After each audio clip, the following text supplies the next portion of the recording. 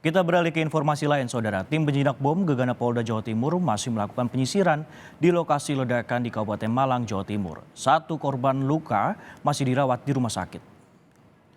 Hingga siang hari, tim penjinak bom masih melakukan penyisiran di lokasi ledakan pada Sabtu malam kemarin di Dusun Pulosari, Desa Sukosari, Kasembon, Kabupaten Malang.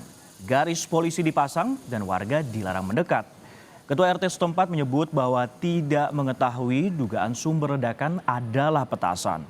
Ia juga menyebut bahwa seluruh korban adalah keluarga. Hingga kini, satu korban luka masih dirawat di rumah sakit.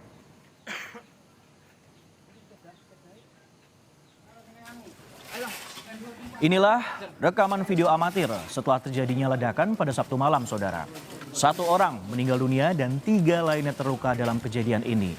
Polisi menyebut ledakan terjadi akibat petasan, meski informasi awal menyebut ledakan berasal dari kompor warga. Tim penjinak bom juga akan menyelidiki penyebab terjadinya ledakan ini. Untuk mengetahui informasi di TKP ledakan di Kabupaten Malang, Jawa Timur, kita juga sudah terhubung dengan jurnalis Kompas TV Hilda Nusantara di sana. Hilda, selamat siang. Bagaimana penyelidikan polisi saat ini yang telah dilakukan? Ya, selamat siang Francisco dan juga saudara. Sudah hampir 4 jam sejak tadi pagi sekitar pukul 7 begitu tim Gegana Polda Jatim kembali melanjutkan penyisiran di lokasi ledakan pada Sabtu malam kemarin, tepatnya di Dusun Pulosari, Desa Sukosari, Kecamatan Kasembon, Kabupaten Malang.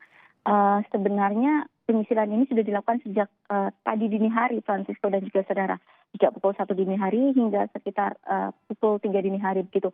Kemudian dilanjutkan pagi ini tadi hingga hari ini. Karena awalnya ini banyak sekali warga yang mendekat begitu, kemudian akhirnya tadi tim Gegana Polda Jatim, tim Jibom ini meminta untuk warga ini keluar dari garis polisi, sehingga ada 2 lapis pengamanan garis polisi yang dipasang mulai dari pintu masuk menuju ke lokasi. Hal ini untuk meminimalisir pergerakan warga, mengingat di sekitar lokasi kejadian ini juga terdapat rumah-rumah begitu Francisco dan juga saudara. Jadi karena berada di kawasan permukiman padat penduduk, jadi di sekitar ini juga masih banyak bangunan lain begitu. Dan maksudnya sendiri memang adalah untuk faktor keamanan begitu. Jadi memang warga tidak boleh mendekat terlebih dahulu, dan baik warga yang hendak melayat begitu ke korban meninggal dunia yang rumahnya sendiri berada di samping lokasi kejadian pun masih belum diperbolehkan masuk. Kami berusaha mengkonfirmasi hingga saat ini apa sebenarnya sumber ledakan pada Sabtu malam kemarin. Namun memang polisi belum bisa memberikan statement resmi mengingat penyisiran masih dilakukan. Dan karena penyisiran ini masih dilakukan, maka sebelum lokasi kejadian ini benar-benar steril, maka olah TKP pun belum bisa dilakukan. Begitu Francisco.